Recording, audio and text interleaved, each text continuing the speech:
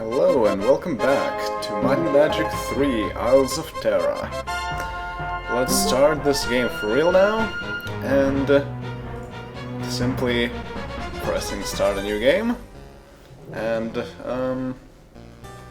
how about let's play.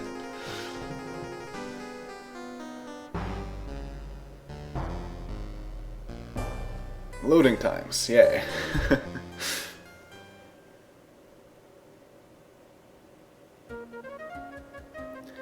So, as soon as things start up, you get something that is a default party. The default party, pretty interesting, but like Circanigum. But it's something we will not be playing with. Technically, these guys will show up once again in Might and Magic 7 for Blood and Honor, but I don't care enough. I want to play with custom characters. So the first thing I will do is turn back, and it just so happens that we are outside an inn. Going in? Actually, wait a minute. There's still one thing I need to do. If you look at the starting party, into the items, they actually start with items. So what I want to do is transfer items from those that I may have...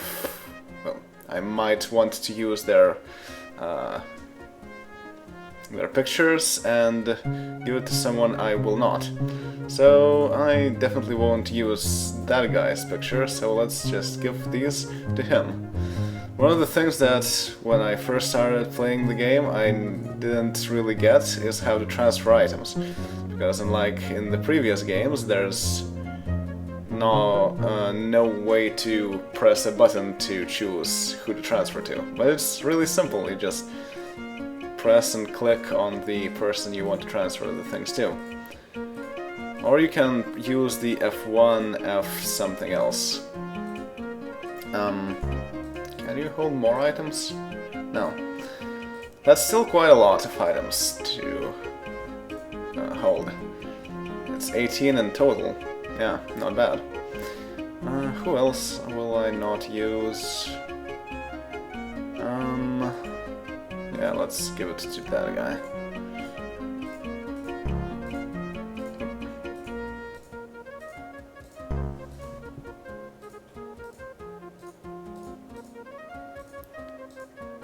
And there we go. Now, why that's needed is so that in here, if you register, you get to a screen where you can see hirelings and also all of the people that you have in the party. Interesting how hirelings are already available. You don't need to do anything to do that. And I will talk about hirelings a bit later. But first, so the people that have all the items are those two. So, if I press delete and press on him, are you sure you want to delete Sir Canigum? Yeah. And he's out. Does not exist anymore. Okay, so delete him.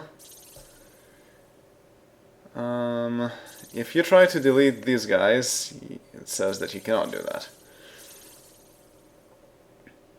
Right, and delete him. The second two I will keep for a while I create the characters. So this is the character creation screen. You get to choose a portrait first. Then you get to roll all the different statistics. Then you get to choose the class and the alignment. And finally you get to create it. You get four avatars for each race. And let's see. So the first person that I want to create will use the very first avatar. So how about these stats? Actually, these are quite decent. They're all over 10. They're not exactly the best stats, because you can actually get about 40, no, you can get 20 on at maximum and 4 at minimum, I think. At least that's what I have been able to see. So if you have these stats in that order, you can choose to be a cleric or a robber. None of these is very good options that I want. So an interesting thing that you can do here is actually you can switch things around. That's something I never knew before. Yeah, I guess I'll keep these stats. They're good all around, but they're not very interesting in general. Okay, so personality is something I don't need for this guy. And 14 is the most, so I'll give it to might. Now the only option is robber. Intellect, something I don't need. That makes me wonder. The thing is that if you have overall good stats, you might want to instead give them to a spellcaster, and I want the first person to be a knight. So how about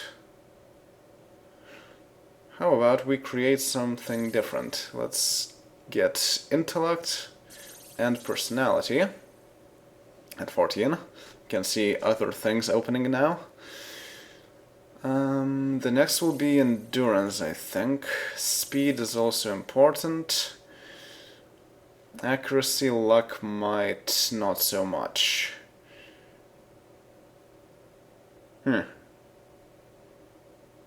Well, that's weird, because I cannot get what I want to get. So if I choose this... Apparently these stats are too low, or something. Maybe I need to have... No. Yeah, so apparently this is too low. Can I even get anything decent out of these stats? Because if I put this to might, put this into intellect, this into personality, that's just a robber. Okay, well, how about... Well, robber isn't a bad choice. Accuracy, luck. Luck at 14. Speed at 11. Guess this is an okay choice for a robber. So let's get a robber then. For the robber, I want another thing. One of... Yeah, I want this portrait. So choose the robber and evil. This will be Commander Shran. Right, so we have one. And then we have new stats. Are these new stats? These might be new stats. Yeah, 15. I think that's higher than we had before. So let's see if I can get anything out of that. Yeah, these are fairly good stats in general, so I can rearrange things as well. So, okay, yes, Druid is an option right now, so... Yeah, intellect, personality at 15, that's already good arrangement. Endurance at 14. How about if I do this? Endurance at 15. Speed 12, I want more speed. Accuracy 11, luck 12, might 11. Yes, that is very good. So Druid. For a Druid, I want a gnome, I think. Yes, I want this guy. Druid And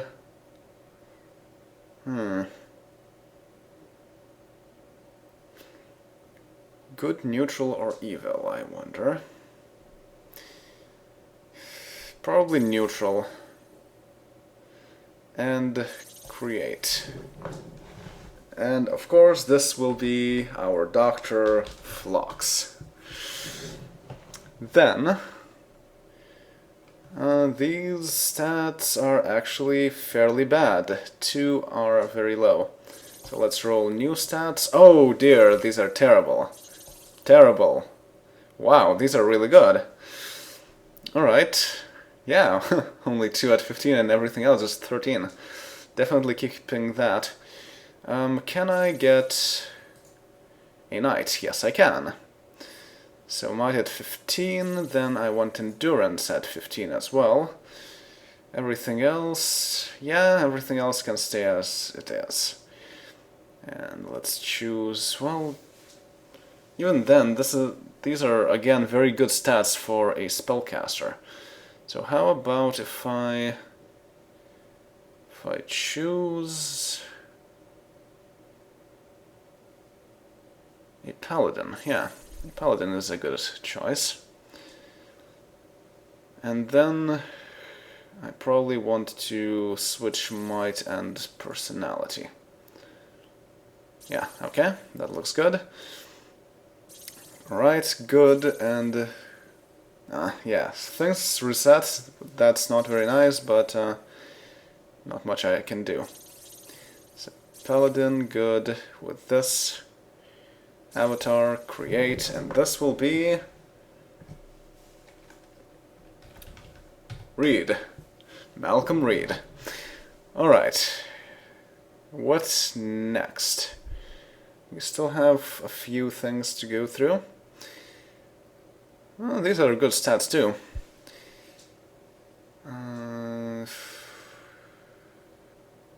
Since none of them are below 10, let's also have a spellcaster here.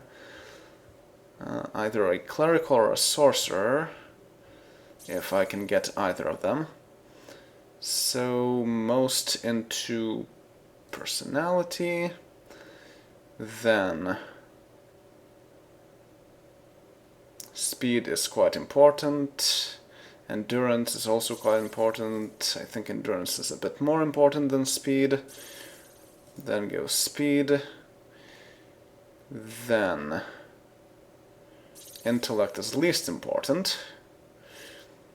Then might, accuracy, and luck. I guess accuracy is a bit more important. Right, then for the avatar, since this is the cleric, I want this person. Cleric, good, and this is Hoshi. Alright, and then... Wow, these are very interesting stats. Yeah, I definitely want to keep these stats. Luck at 4, very bad, but I can do this. Wait, it only gives me a robber? Wait, what about... Oh, yeah, because luck. Yeah, there we go. Very nice. Perfect might. Intellect is very low, but I don't need any anyway. Speed, yeah, you can get there. And what about the rest? The endurance is fairly low, though. Well, I'll have to just deal with that. So, yes, I'll keep this. Knight. Good or neutral? Let's see, how many good and how many neutral people do we have? 1 neutral, 1 good, 1 good. 1 neutral, so, okay, we'll keep it as good then. And this will be our Captain Archer. Even though he's a knight. Okay, next up, we need a sorcerer still. And wow, these stats are pretty good for that as well. Just, of course, the other way around. The least important is personality for a sorcerer. And I guess endurance is the more important one. Speed, definitely. And then accuracy, luck, and might. Luck is more important than any of those, and then accuracy and might, yeah, looks like about right. So for the sorcerer, I want this. Sorcerer, I said. Neutral, obviously. And this will be T'Pol. Alright, so am I missing something or not? Well, I want to take some and then give things from these guys to our regular party members. So let's add Archer, Reed, Hoshi, and Shran. Yeah, we have everyone actually. So now just give all the equipment. And I can probably use F numbers. Yeah, I can. F3, and things go to the person in slot 3.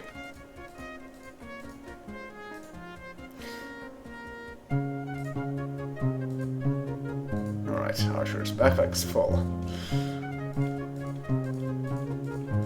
I will also have to change where they are, because even though it's not actually mentioned in the manual and such, the people who are more to the left get less bonus to their AC, and the ones on the right get more. So that's kind of like arrangements in previous games. Alright, I need to delete that guy. Delete Maximus the Knight. Then delete Castor the Sorcerer. Then instead add T'Pol and Phlox. And we are good to go. Interestingly enough, if you look at the clue book for the game, elves are actually pretty good as robbers, because they get bonus to theory. Why can I not? That's pretty weird. But yes, let's see.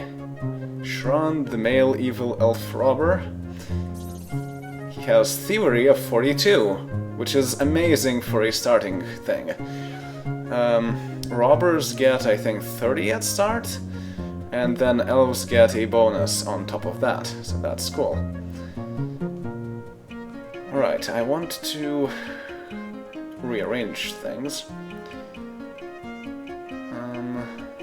Most might and most endurance would be best for the first 2 slots. Endurance average, yeah. This is very good though. This is high might. It's nice how they have now descriptions for all of these things. Also current and maximum if you are affected by something. Very cool. And age, everyone is at 18, because that's the default. Resistance are different. These depend on your race. Humans get 7 at everything. Elves only get 5 to energy and magic, but those are things that are hardest to resist. And the gnomes get 2 to everything and 20 to magic. Quite good too. We have 30 gems to start off, 3,000 gold on hand, Of course, nobody has any experience. We have 5 days worth of food on the party. I don't know what 90 means, because it's kind of not even close to what it should be, but whatever. Good condition for everyone. No awards. And we have starting skills. These depend on both their profession as such and also on their race. So I think many of these will be swimmers, yeah, because humans get the swimmer capability. Knights get arms master, crusader goes to paladins, clerics don't get anything, robbers of course get thievery, sorcerers get cartographer, druids get direction sense and spot secret doors. Huh. Alright. So, how do I want to arrange them? The robber should go somewhere more in front. But knight, paladin and robber, how do I want to arrange them? Paladins are a bit more sturdy than robbers, but that also depends on how their stats are like. And also most might. He doesn't have much of might. Yeah, so Reed doesn't have much might, but he has good endurance. Shran has good might, good endurance. Quite literally. Yeah, so yeah, good and very good. An archer has average endurance but high might.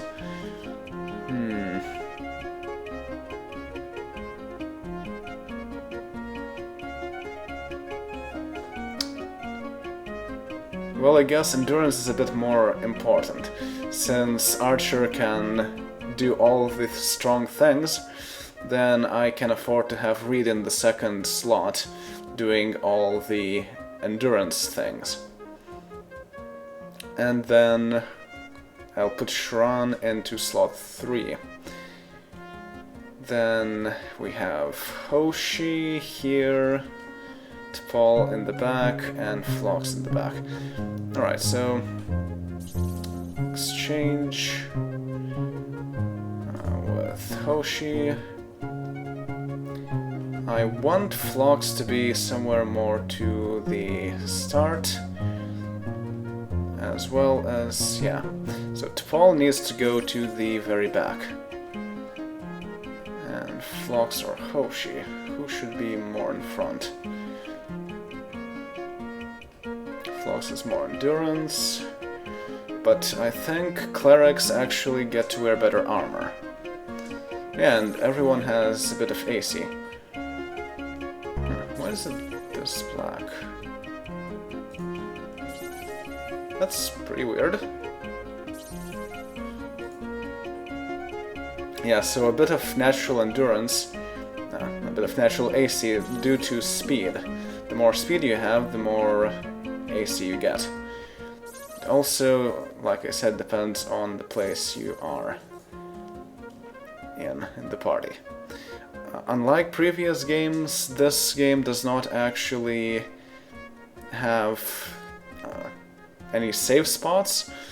All the enemies can attack all of the party members at the same time, just that those who are in the back, they get more AC, and so they have more chance to resist. Okay, well...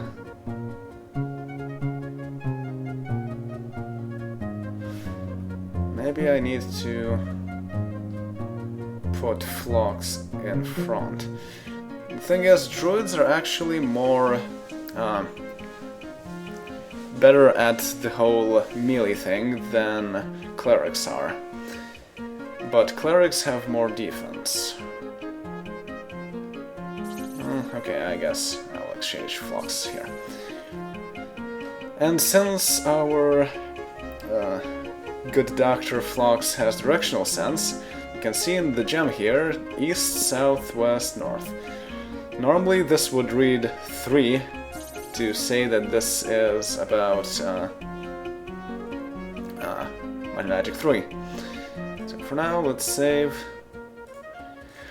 I think this game actually has limited auto-saving capabilities, so if you actually kill the game, it will auto-save. Which is nice. You could probably even do a bit of Iron Man run with that, but I'm not going to, of course. Right, so another interesting thing in this game. This button. No, not this button. This button. Corak's notes on Fountainhead.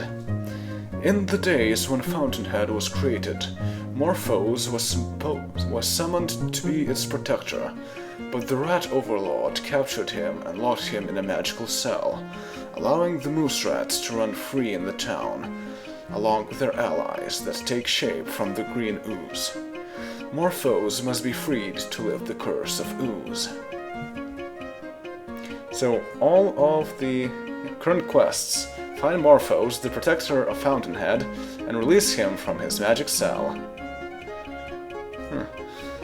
So yes, this is very nice. All the area descriptions are also in the game, just like it was in Gates to Another World.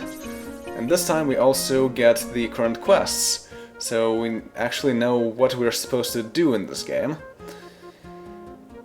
This is the map, Fountainhead. We can see the auto map, and that's because we have a cartographer. Yeah, it follows our cartographer, so we can fill that in. This shows that today is Three's Day, time 8:03 AM, day 3 of year 500, so apparently we spent quite a lot of time in the inn. And this is Dismiss, this is Bash Down Doors and Walls. An interesting thing that you can do in this game. You can rest, and this is about casting spells. So let's see what spells we have already. T'Pol can cast Light, Awaken, Detect Magic, and Elemental Arrow. Elemental Arrow is pretty good. Detect Magic, not very useful if you have the Cluebook. Awaken, good if someone falls asleep. Light, obviously an utility. Hoshi can cast Light, Awaken, First Aid, pretty cool, and Flying Fist. Actually, can you get... No, you cannot get information from here. You can get information from other places that tell you what these spells actually do.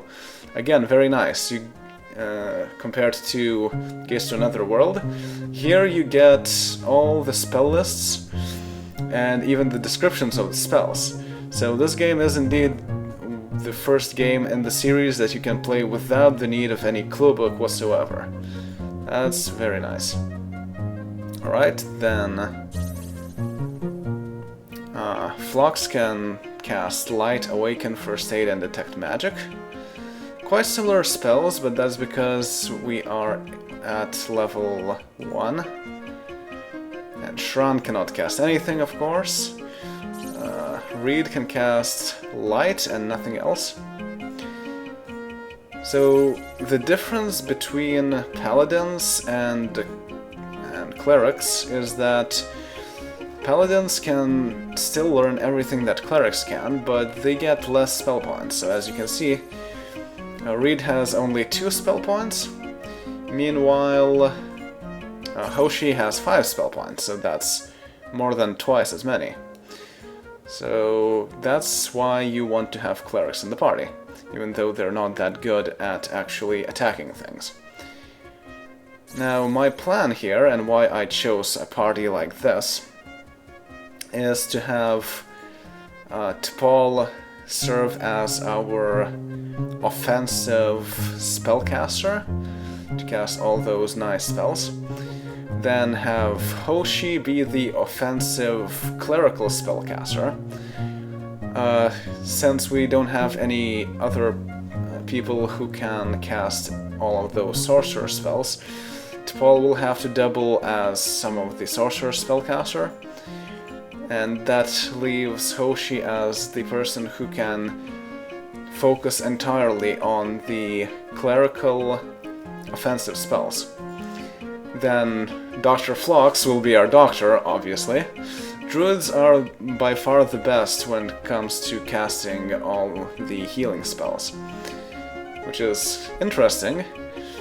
The clerics can cast 2 spells that heal you, but druids can also cast 2 spells that heal you, but the higher spell actually heals you for more, which is better differentiation, and that's very useful in case you are in a bad position. The paladin, Reed, he will be our buff caster. So whenever we need to cast anything special, we can do that. Now if you go a bit back here and look at the other options,